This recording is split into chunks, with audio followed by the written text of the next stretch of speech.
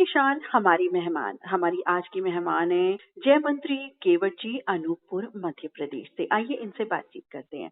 आपका बहुत बहुत स्वागत है जय मंत्री जी। जी बहुत बहुत धन्यवाद आदरणीय नीता अग्रवाल दीदी जी। कैसी हैं आप? जी मैं अच्छी हूँ, सब आप लोगों की दुआएं आशीर्वाद हैं। बस ऊपर वाले की कृपा हम सब पे बनी रहे तो बस फिर तो धड़कनें भी दुरुस्त रहेंगी सारी हमारी। जी क्योंकि जी जी धड़कनें दुरुस्त रहना बहुत जरूरी है। धड़कन दुरुस्त तो हम दुरुस्त। धड़कन तेज भी होती है तो भी इंसान घबराता है, और धड़कन कम होती है तो भी इंसान घबराता है। बिल्कुल सही बात है। दोनों अवस्थाओं में परेशानियों में गिर जाता है। जी जी जी जी बिल्कुल सही बात है। धड़कनें दुरुस्त रहनी चाहिए हम सभी की, और इस ओर प्रयास भी रहने चाहिए। तो और बताएं, क्या करती हैं आप? मैं तो छोटे से पद पर शिक्षिका हूँ। अच्छा, शिक्षिका हैं आप? ओके, बहुत हाँ अच्छी हाँ। बात है ये तो। लेकिन मुझे ये पता है कि और भी 2-3 बातें जुड़ी हैं आपके साथ साथ। आप रेडियो श्रोता कब से हैं ये बताएं, कैसे इस सफर की शुरुआत हुई? मैं जब 4 वर्ष की थी, आज मैं 45 वर्ष की हो गई हूँ।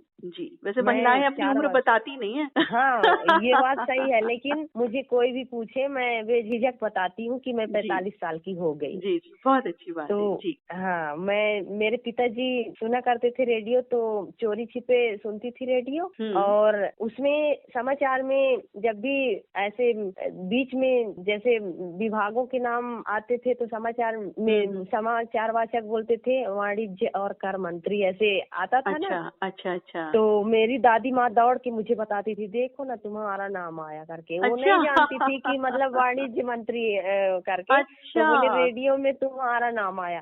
तो मैं भी अचंभव रहती थी कि रेडियो में मेरा नाम कैसे। मैं भी कभी समाचार सुनती थी तो वाणिज्य मंत्री, तो गांव में मुझे जय मंत्री बोलते थे। अच्छा, जय मंत्री नहीं बोलते थे, जय मंत्री बोलते थे। अच्छा अच्छा। इसलिए उनको उच्चारण में थोड़ा लगता था। बिल्कुल बिल्कुल। फिर मैं जब बड़ी हुई, आपका नाम आ रहा है वहाँ। जी, फिर मैं थोड़ी सी बड़ी हुई, 6वीं 7वीं पढ़ने लगी, तो रायपुर के कार्यक्रम आते थे बाल वाटिका, जिसमें बच्चों का कार्यक्रम था, तो उसे मैं बहुत ध्यान से सुनती थी। अच्छा। तो कभी कभार वॉल्यूम तेज करने पर पिताजी से मार भी खानी पड़ती थी। जी, तो वो आदत अभी तक बनी हुई है। पिताजी की मार की या रेडियो सुनने की? जी जी जी। पिताजी की मार की या रेडियो सुनने की, ये बताएं। हाँ, रेडियो सुनने की। जी, रेडियो सुनने की आदत बहुत खराब वैसे बन गई थी, फिर भी सुनती थी। पिताजी के देहांत होने के बाद भी मैं रेडियो को सीने से लगा के रखती थी। तो 9वीं 10वीं पढ़ती थी तो दादाजी बोलते थे कि रेडियो तुम्हारे जीवन में पता नहीं ये तुमको डुबा लेगी, लेकिन ऐसा नहीं हुआ। दादाजी की बात वहीं के वहीं रह गई और डुबाए नहीं। मैं आज पूरे भारत में विख्यात हूँ, यानी कि मेरे को सब कोई जानते हैं, मुझे सब कोई जानते हैं। रेडियो एक जरिया होता है, कार्यक्रम हम सुनते हैं, गीत संगीत समाचार सुनते हैं, और उस द्वारा हमारा जो एक मनोरंजन होता है और ज्ञानवर्धन होता है, वो बहुत महत्वपूर्ण बात होती है। एक वो समय था जय मंत्री जी जब रेडियो बिल्कुल नए नए आए थे, और एक बड़ी बला सी चीज थी कि भाई ये क्या है, और हर घर में हुआ भी नहीं करता था। जी, हर घर में नहीं हुआ करता था उस समय। पिताजी 84-85 में 500 का फिलिप्स का रेडियो लिए थे, उसमें 5 बैंड थे।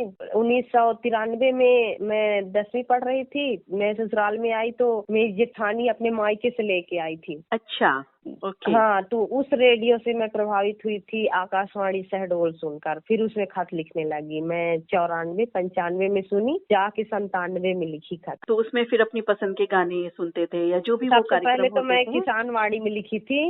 अच्छा। जिसका वाचन आदरणीय सोहन सिंह थे, और अभी सर वहाँ हैं टीकमगढ़ में पदस्थ हैं शायद। अच्छा। ज्ञान बुंदेला जी थे, आदरणीय ज्ञान बुंदेला, जो इस समय सेवानिवृत्त हो गए हैं। वो सागर या खंडवा से सेवानिवृत्त हुए हैं। जय मंत्री जी, बातचीत तो जारी रखेंगे ही। कोई गाना बताइए जो इस समय आप सुनना चाहें। हाँ, नया दौर फिल्म का है। गीत के बोल, साथी हाथ बढ़ाना, साथी हाथ बढ़ाना, एक अकेला थक जाए तो मिलकर बोझ उठाना, साथी हाथ बढ़ाना।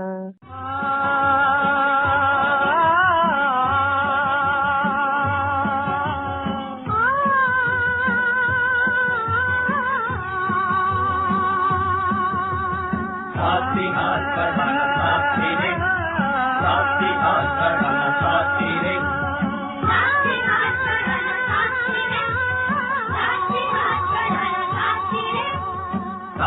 हाथ बढ़ाना साथी रे, साथी हाथ बढ़ाना साथी रे, साथी हाथ बढ़ाना, साथी हाथ बढ़ाना, एक अकेला थक जाएगा मिलकर बोझ उठाना।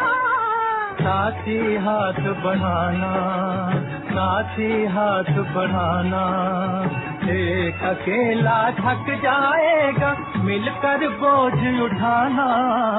साथी हाथ बढ़ाना, साथी हाथ बढ़ाना साथी रे, साथी हाथ बढ़ाना साथी रे, साथी हाथ बढ़ाना साथी रे।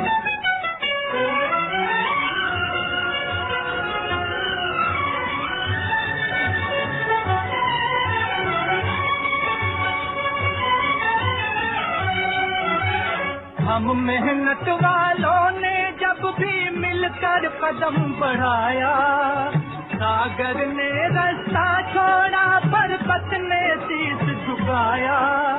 फौलादी है सीने अपने, फौलादी है बाहें, फौलादी है सीने अपने, फौलादी है बाहें। हम चाहे तो पैदा कर दे चट्टानों में राहें, हम चाहे तो पैदा कर दे चट्टानों में राहें। साथी हाथ बढ़ाना, साथी हाथ बढ़ाना, एक अकेला थक जाएगा मिलकर बोझ उठाना।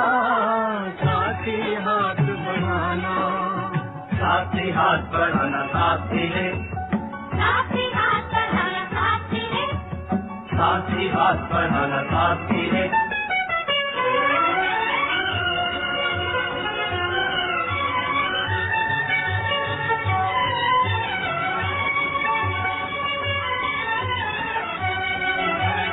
मेहनत अपने लेख की रेखा, मेहनत से क्या डरना। कल वैरों की खातिर की आज अपनी खातिर करना। अपना दुख भी तुम्हें साथी, अपना दुख भी, अपना दुख भी तुम्हें साथी, अपना दुख भी। अपनी मंजिल सच की मंजिल, अपना रास्ता नेक, अपनी मंजिल सच की मंजिल, अपना रास्ता मेरा। साथी हाथ बढ़ाना, साथी हाथ बढ़ाना, एक अकेला थक जाएगा मिलकर बोझ उठाना। साथी हाथ बढ़ाना, साथी हाथ बढ़ाना साथी रे, साथी हाथ बढ़ाना साथी रे, साथी हाथ बढ़ाना साथी रे। बहुत ही सुंदर गीत आपकी पसंद का। तो रेडियो में जब आप पत्र लिखने लगी, किसान में आपने पत्र लिखे, तो आपने कुछ कार्यक्रम भी क्या वहाँ से प्रस्तुत किए? हाँ, पहले तो मैं अपनी खेती किसानी के बारे में लिखी। मैं अनाज उगाया करती थी अपने खेतों में, तो उसमें कीड़े लगते, उनके बारे में पूछी। तो ऐसे ऐसे लिखते गई, कम से कम 1 माह हो गए तो उन्होंने मुझे एक जागरूक महिला के रूप में मुझे आकाशवाणी में बुलाए, लेकिन मैं डर के मारे नहीं गई। मैं बोली अच्छा। ये बुलाए हैं घर के। हाँ, तो जैसे ही बुलाए वो आदरणीय सोहन सिंह सर जी, तो मैं उनकी बातों को अनदेखा कर दी। उस समय फोन वगैरह नहीं थे, लेकिन स्पीड पोस्ट से मेरे पास लेटर आए। फिर मैं गई वहाँ, तो बोले कि आप रिकॉर्डिंग करना है। मैं अपने छात्र काल में माइक पर कभी नहीं बोली थी। अच्छा। लेकिन सबसे पहले मैं रेडियो में वहाँ माइक पर बोली थी। सीधा आकाशवाणी में बोले आप? सीधा आकाशवाणी में बोली थी। ये है रेडियो की महिमा अपरंपार। रेडियो, हाँ, रेडियो की महिमा। यहाँ पर हाँ, मैं कृषि महिलाओं के लिए बहुत सारे मतलब वार्ताएं दिए वहाँ पर। फिर मुझे कमिश्नर साहब द्वारा इनाम दिया गया। अच्छा। और महिला बाल विकास में कार्यक्रम आते थे, महिला बाल विकास की ओर से प्रायोजित कार्यक्रम आते थे, जिसमें मैं बराबर फोन लगाती थी। अच्छा, मेरे पास अच्छा। फोन नहीं था, हमारे घर में लैंडलाइन वाला फोन था। हाँ। हमारे परिवार में। तो इस तरह से आपका एक श्रोता बनने से लेकर के एक प्रस्तोता तक का किसान कार्यक्रम में आपका। फिर मैं रेडियो सुन के इतनी अच्छी खेती की। उससे पहले आप ये बताएं, आप खेती बाड़ी में पहले आई या बतौर शिक्षिका पहले आपने कार्य करना शुरू किया? जैसे ही मैं ससुराल आई तो खेती बाड़ी, मुझे लगा ससुराल में आई हूँ तो मैं एक बहू बनकर रह जाऊंगी, सिर्फ एक रसक महिला बनकर रह जाऊंगी। फिर मेरे मन में ख्याल आया कि मैं साथ साथ अपनी पढ़ाई को भी जारी रखूं। तो मेरी किस्मत मुझे साथ दिया और मैं 1997 में शिक्षिका पद पर हो गई। अच्छा। और सेवा देने लगी। जी। तो आपने एक शिक्षिका पद पर आप कार्यरत रही, तो अभी भी वही कर रही हैं, शिक्षिका पद पर कार्यरत हैं अभी आप? जी, अभी भी मैं शिक्षिका हूँ और साथ साथ एक गृहिणी भी हूँ। तो अच्छा, जो खेती बाड़ी का सफर है वो कैसे शुरू हुआ, उसके बारे में भी थोड़ा सा बताएं। मेरी खेती बाड़ी, जब मैं ससुराल में थी तो बहुत खेत थे, बहुत ज्यादा जमीन थी हमारे। अच्छा। ससुराल में तो ससुर जी बोला करते थे कि चलो ये खेत में, तो मैं वहाँ देखती थी और कैसे फसल उगाते हैं वो देखती थी, फिर बीज को कैसे बोते हैं। तो पहले क्या था कि वो गांव की जो पुरानी पद्धति थी उसमें उस तरह का बोनी करते थे। ससुर जी को देखते थे, जेठ जी खेती करते थे, तो उसपे पारंपरिक खेती, जैसे बीज को ऐसे हल चला के डाल देना, वो वाला सिस्टम पहले किया करते थे। तो मैं रेडियो में सुना करती थी कि ऐसे खेती करना चाहिए, वैसे खेती, बेड़ा घास कर या फिर लाइनवार या फिर रोपाई करना चाहिए, रोपाई से अधिक पैदावार होते हैं, ऐसे सुनती थी। और वो भी ग्रामीण भाषा में कृषि विस्तार अधिकारी सब वहाँ फोनिंग कार्यक्रम संचालित होता था। फिर बड़े बड़े अधिकारी भी समस्या समाधान करते थे। तो मुझे इच्छा जागृत हुई कि क्यों न मैं भी ऐसे ही खेती करूं करके। फिर मैंने अपने घर में सलाह मांगा कि ऐसे करें करके, तो सभी लोग ने मुझे राय दिए, बोले कि चलो करते हैं। तो हम लोग 4 देवरानी जेठानी सभी लोग एक में, मतलब सभी लोग के सहयोग से खेती के लिए सभी तैयार हो गए और वैसे खेती करने लगे। तो उस साल हमको अधिक पैदावार मिला, तो हमारे ससुर बहुत प्रसन्न हुए। फिर मैं रेडियो को इतना सुनती थी, इतना, और कार्यक्रम वो किसान वाणी आता था तो वहाँ से हटती नहीं थी। तो कभी कभी जेठ लोग और ससुर जी बोलते थे, तुम अपने गले में लटका लो रेडियो, अपने गले में लटका लो, ऐसे करके, मतलब मेरी मजाक उड़ाया करते। वो प्यार वाला मजाक उड़ाते थे। जी। लेकिन रेडियो से देखिए आपको कितनी बेनिफिट हुआ किसान की फील्ड में, जो आपने पाया, जो आपने तरीके अपनाए, उनसे कितना आपको लाभ हुआ कि खेती आपकी अच्छी हुई। और ये जैविक खेती करने का, फिर उसमें ये भी रहा कि खेती करना और सब्जी उगाना। सब्जी उगाने में हम लोग ऐसे साधारण तौर पर सब्जी उगाते थे खेती में, लेकिन जब वो बीज उपचार की बात आई तो हम जानते ही नहीं थे। फिर हम स्वयं फोन लगा के सर लोगों को पूछते थे, जो दवा बताते थे उन्हें जाकर दुकानों में पूछते थे कि ये दवा उपलब्ध है, तो वास्तव में वो दवा मिल जाती थी। अपने गाँव में तो नहीं मिलता था, लेकिन शहर जाते थे। मतलब पूरा आपने प्रोसेस अपनाया, इसके लिए पूरी मेहनत करी है। हाँ जी। बहुत अच्छी बात है कि आप में इतनी लगन जो थी ना, ये रही कि आप टीचिंग प्रोफेशन से भी, और एक बतौर श्रोता रेडियो तो आप सुन ही रहे थे, गीत संगीत और अन्य कार्यक्रम, लेकिन इस फील्ड के लिए भी रेडियो का सहारा भी मिला, और आपका अपना जो एक जुनून है, जो एक लगाव है, और घर वालों का पूरा सपोर्ट आपको मिला, ये सबसे अच्छी बात। आकाशवाणी वाले प्रभावित होकर हमारे खेत देखने आए और यहाँ स्थल रिकॉर्डिंग करके ले गए थे। अरे वाह, बहुत बढ़िया। बहुत ही बढ़िया। स्थल रिकॉर्डिंग में हमारे घर के सभी सदस्यों का परिचय और ये उनके, मतलब उनके बारे में सारी जानकारियां एकत्रित कर, उस समय वैसा रिकॉर्डिंग था जो तवे टाइप का नहीं था, जिसमें चालू करते थे तो वो घूमती थी। हाँ, टेप वाला, उसमें टेप लगे होते थे 2 जगह। हाँ, टेप लगे होते थे, और वो बटन दबाया और रिकॉर्डिंग शुरू हो जाती थी। फिल्में देखने का वैसे आपको शौक है? जी, मैं बचपन में बहुत फिल्में देखती थी। मेरे पास जब ये बड़ी फोन नहीं थी तो छोटे फोन में मैं मेमोरी कार्ड में फिल्मों को डलवा के और बहुत सारी फिल्में देखी हैं। अच्छा जी। तो आज कौन सी फिल्म याद आ रही है जिसका गीत सुनवाओगी? हाँ, मैं सेहरा फिल्म का गीत याद कर रही हूँ। पंखे होते तो उड़े आते रे रसिया उबाले माँ।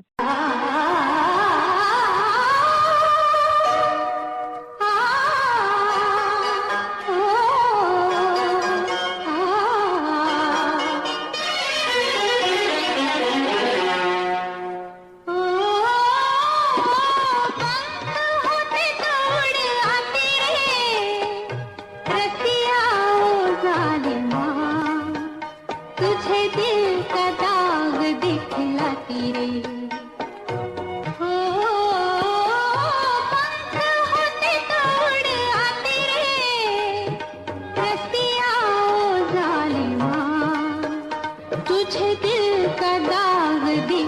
दिखलाती रे।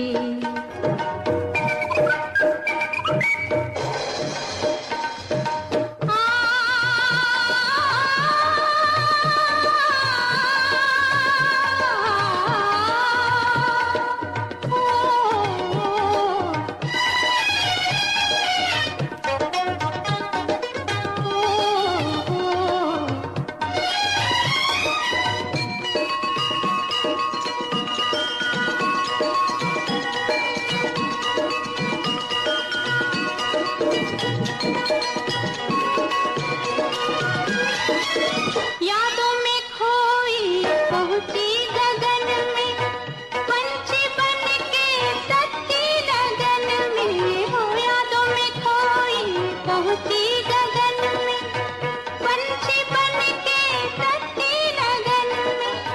दूर से देखा मौसम हंसी था, दूर से देखा मौसम हंसी था। आने वाले तू ही नहीं था, रसिया ओ जालिमा, तुझे दिल का दाग दिखलाती रे। ओ पंख होते तो उड़ आते रे, रसिया ओ जालिमा, तुझे दिल का दाग दिखलाती रे।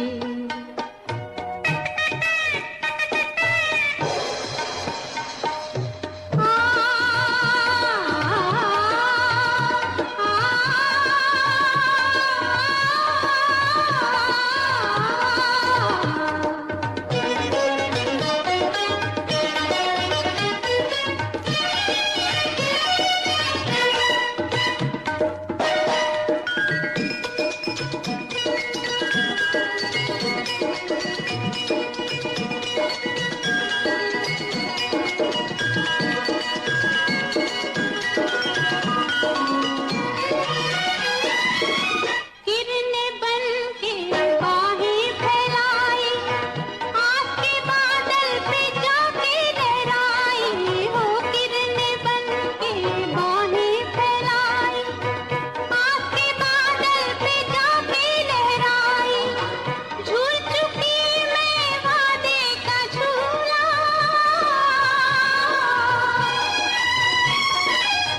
झूल चुकी मैं वादे का झूला। तू तो अपना वादा भी भूला, रसिया ओ जालिमा, तुझे दिल का दाग दिखलाती रे। ओ पंख होते तो उड़ आते रे, रसिया ओ जालिमा, तुझे दिल का दाग दिखलाती रे।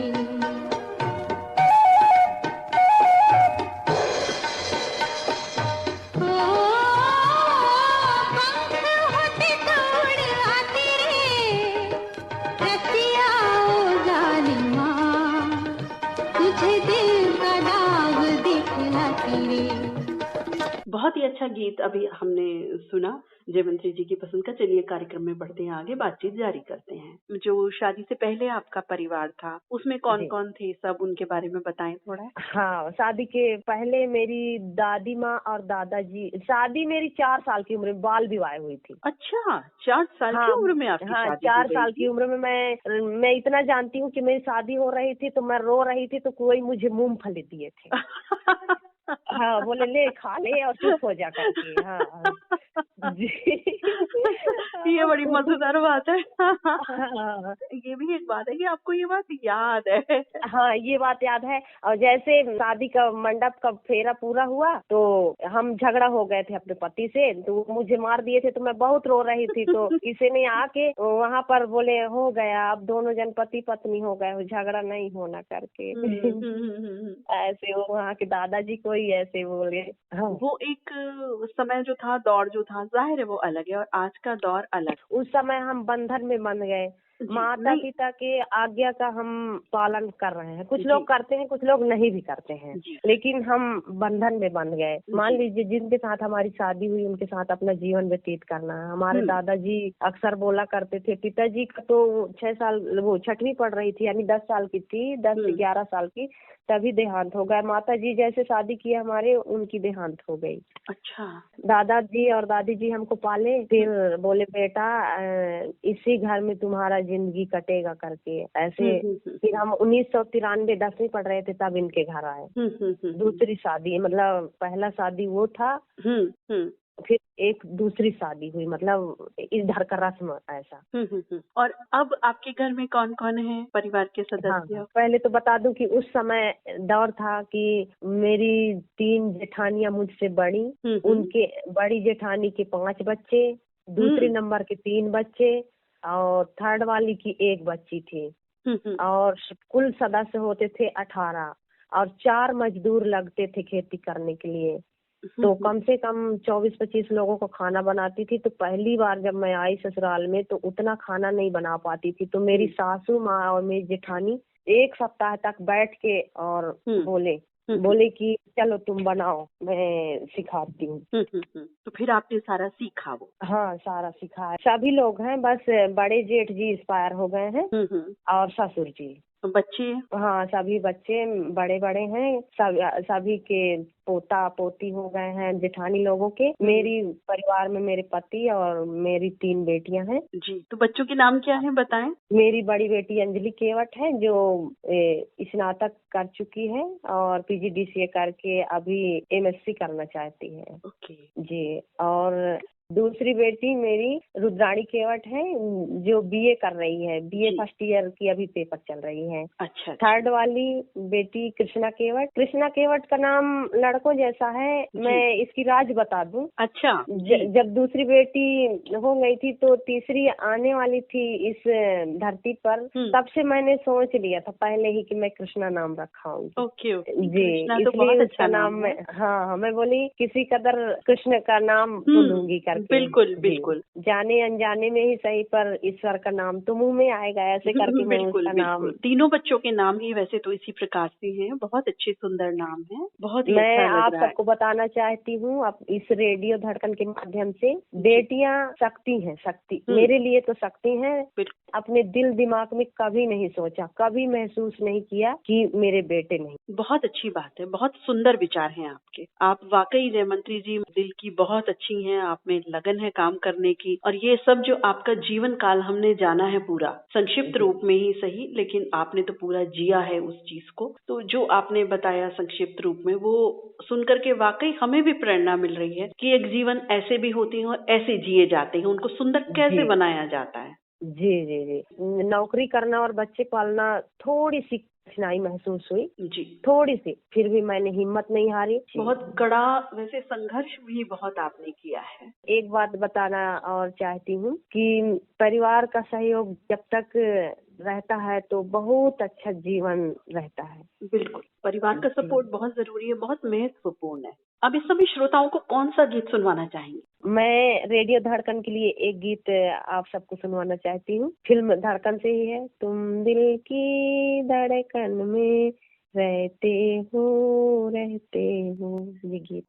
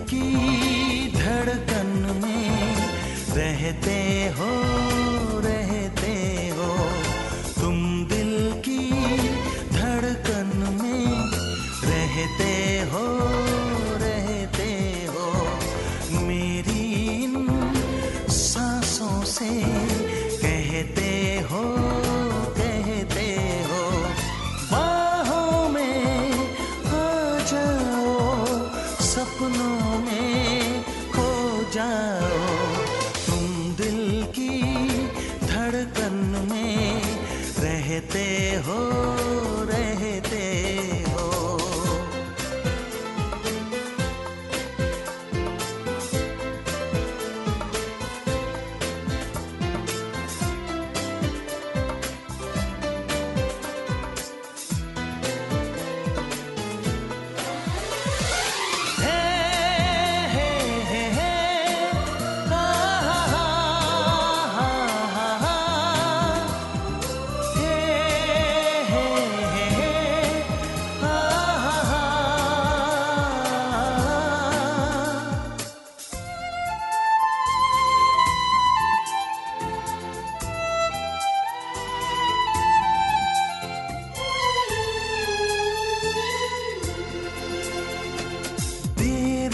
कर दुनिया से न डर, सुन ले दुआओं बेखबर। देर न कर दुनिया से न डर, सुन ले दुआओं बेखबर। रूठ न मुझसे जाने जिगर, कटता नहीं तेरे बिन ये सफर। नजरें ढूंढे तुझको, आ मिल जाए तू मुझको। बाहों में आ जाओ, सपनों में खो जाओ। तुम दिल की धड़कन में रहते हो, रहते हो।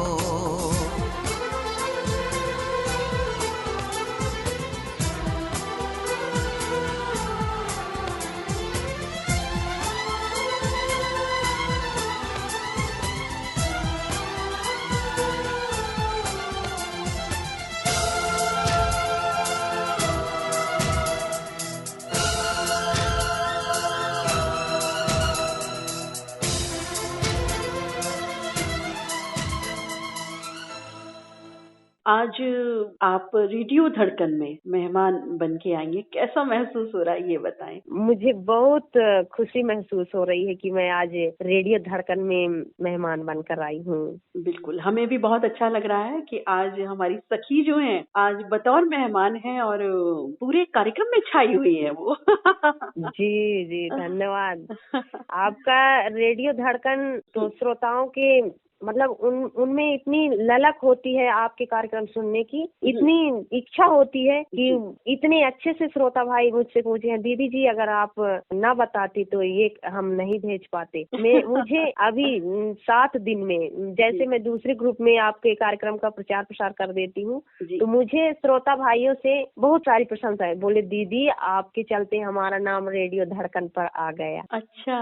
हाँ, मुझे बहुत सारे भाई ऐसे ही बोलते हैं। और मैं तो बताना चाहती हूँ, भारत के धड़कन जिस तरह दिल्ली है उस तरह धड़कन आपकी आकाशवाणी बहुत अच्छा लगता है, बहुत अच्छा। मैं इसकी बयान नहीं कर सकती हूँ। बहुत बहुत धन्यवाद जय मंत्री जी। आज बताएं श्रोता साथियों के लिए, सभी के लिए, हम सभी के लिए क्या संदेश देना चाहेंगी, क्या कहना चाहेंगी इस माध्यम से? साथियों के लिए मैं रेडियो धड़कन के माध्यम से यही कहूंगी, जिस तरह मेरे बातों में आया था कि बेटी, जिनकी बेटी है वो हीन भावना नहीं लाए अपने मन में। बेटी के लिए आप सब कभी भी ऐसा न सोचें। जहाँ कहते हैं लक्ष्मी का सम्मान होता है वहीं बेटियां पैदा होती हैं। भगवान ईश्वर भेजते हैं, वहीं पर भेजते हैं बेटियों को। बहुत सुंदर संदेश दिया, बहुत सामाजिक संदेश। और एक बात और कहना चाहती हूँ, हमें मानवता के तौर पर अपने आसपास जो भी दिव्यांग दिखे उन्हें हमको हीन भावना से नहीं देखना चाहिए। उन्हें भी एक अच्छे इंसान के रूप में देखना चाहिए, उनका सहयोग करना चाहिए, उनके बातों को भी अनदेखा नहीं करना चाहिए। अगर वो हमसे कुछ सहयोग मांग रहे हैं तो उनका सहयोग जरूर करें। बिल्कुल, बहुत ही अच्छी सुंदर विचार आपके और संदेश। और एक संदेश और देना चाहती हूँ जी, मेरे श्रोता भाइयों बहनों सभी के बच्चे होंगे,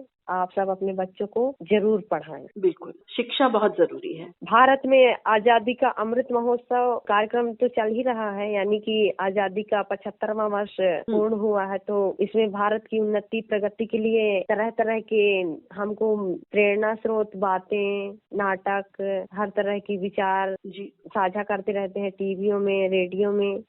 तो हमें इसे भी सह सम्मान अपने भारत के लिए सभी को आगे आना चाहिए। बहुत सुंदर विचार, बहुत सुंदर संदेश आपका। और आज आपसे बातचीत करके सच में बहुत ही अच्छा लगा हमें। और धड़कन की शान हमारे मेहमान, वाकई आप धड़कन की शान हैं जय मंत्री केवट जी। बहुत सुंदर विचार, बहुत अच्छा लगा। आपका व्यक्तित्व, आपका जो लगाव है खेती के प्रति है, शिक्षा के प्रति है, जीवन के प्रति है, वो बहुत ही सुंदर है। और आपका बहुत बहुत धन्यवाद रेडियो धड़कन से जुड़ने के लिए। धन्यवाद। मैं रेडियो धड़कन परिवार को बहुत बहुत धन्यवाद करती हूँ जो मुझे इस मंच पर मेरी बातों को रखने का मौका दिया। बहुत बहुत धन्यवाद।